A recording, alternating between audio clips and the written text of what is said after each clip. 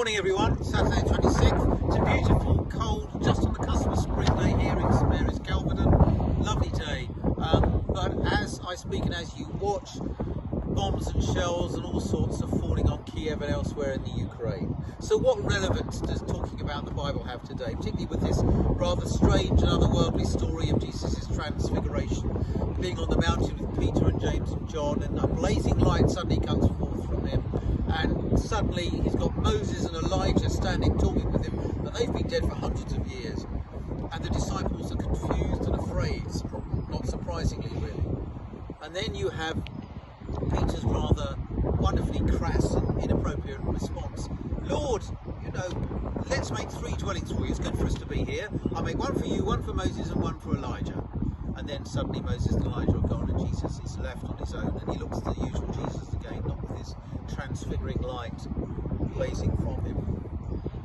The story after this, when they come down the mountain, the 4 of them, Jesus and Peter, James and John, is the other disciples have been trying to heal a boy who seems to have epilepsy, and they just can't heal him, and his father is frantic.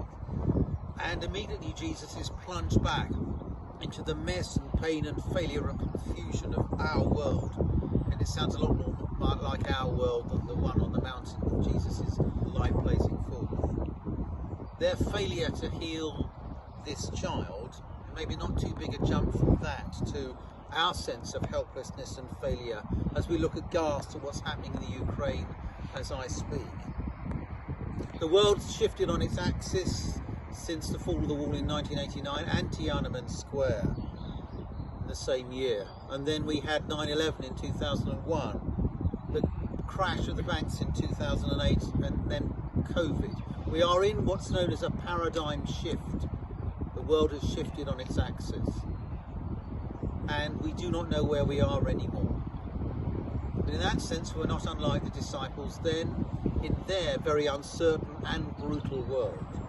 And watching the BBC News this morning, I was struck by a story of the young woman politician being interviewed in Kiev, and she said her father, who's 61 and a veteran himself of the Russian army who fought in Afghanistan in the 80s and so on, was coming back, having dropped the family off in the west of Ukraine, coming back to Kiev. And she said, "Dad, why are you coming back? You're 61 and you've got dodgy knees." And he said, "I'm coming back to defend Kiev. I can still crawl."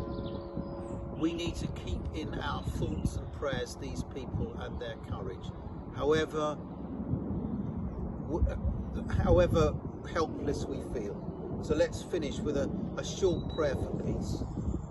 Show us, good Lord, the peace we should seek, the peace we must give, the peace we can keep, the peace we must forego, and the peace you have given us and offered us in Jesus Christ, our Lord.